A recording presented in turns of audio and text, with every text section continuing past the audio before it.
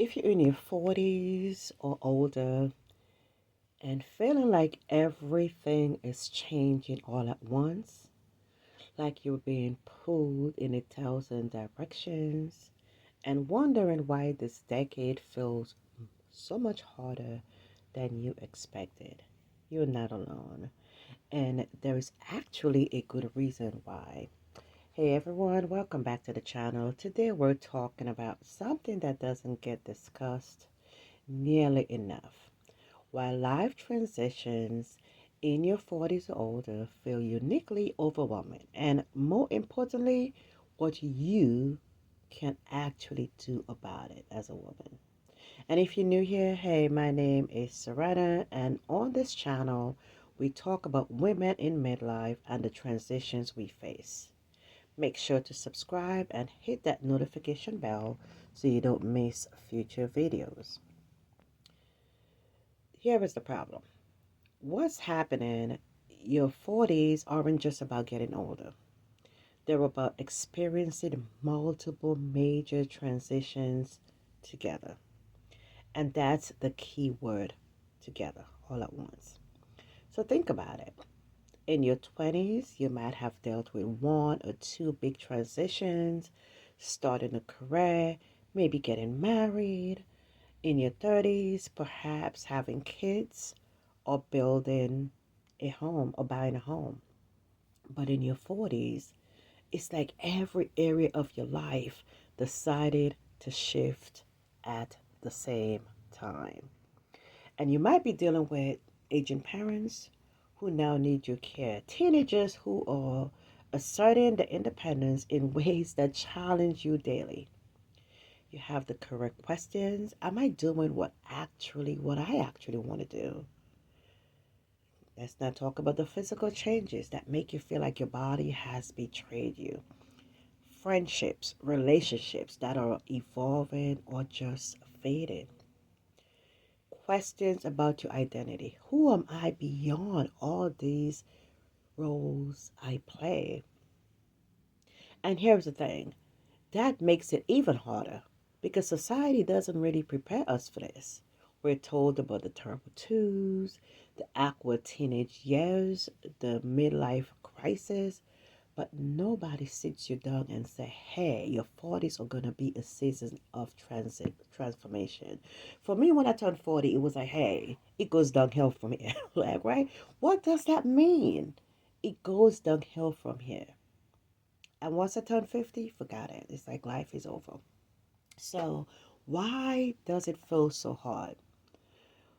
Why does this decade feel so uniquely difficult? There are three main reasons why. First, the collision of generations, right? So you will likely sandwiched in between caring for aging parents and raising children or supporting your younger adults. You're no longer just responsible for yourself. You're in the middle generation, and that comes with a lot of emotional and practical weight. You're making decisions about your parents' healthcare while making or helping your kids with college applications. You're the family's emotional anchor, and that's exhausting. Second, the identity crisis. For the first time, you're really confronting mortality and time. And this isn't about being dramatic, guys. It's about the math. You realize you've likely lived more years than you have left. And that creates urgency. Suddenly, questions like, is this the career I want? Or is this the relationship I want to be in for the rest of my life? It's feel pressuring in a way that you didn't before. You're also potentially dealing with emptiness or major shifts in your relationship that define you. If you've been mom for your as your primary identity for 15 to 20 years and that role is changing, who are you now? Third, the physical reality, your body is changing in ways you can't ignore anymore. Okay, sis, you understand, you get me. You might be dealing with perimenopause, or some of us or hormonal changes. And if you're in your 50s, more than likely full blown menopause, and sleep becomes elusive. These aren't just about inconveniences, they affect our energy, mood, and our confidence. And when you already dealing with emotional and relational stress, physical changes just compound everything. So what do we do about it? Okay, so that's why it's hard. We got that, right? But you didn't click on this video just to hear about the problems. You want solutions. And here's what actually gonna help. First, you want to name what's happening. Acknowledge that you're not failing. You're in transition. Hey, multiple transitions actually. There is power in naming this instead of thinking, what's wrong with me? Try, I'm navigating several major life changes at once, and that's objectively difficult. This isn't toxic positivity, it's actually accuracy. So you want to grieve what you're losing. Every transition involves loss. Maybe it's the loss of your younger self, the loss of what you thought your life would look like, the loss of your parents' health or independence, or the loss of your daily interactions with your kids. You need to grieve these losses, not just push through them. Give yourself permission to feel sad about what's changing, even if the changes also bring good things. Prioritize ruthlessly. You cannot do everything. You cannot be everything or please everyone right now. And trying will break you. So look at your life and ask, what are my actual top priorities right now? Not what should be your priorities, but what genuinely needs your energy most. Then get comfortable. You have to get used to disappointing people in other areas. This is survival, not selfishness. Not selfishness. Then you want to build your support system. You need people who get it. And this might mean what I offer here at Rena Reflect Coaching.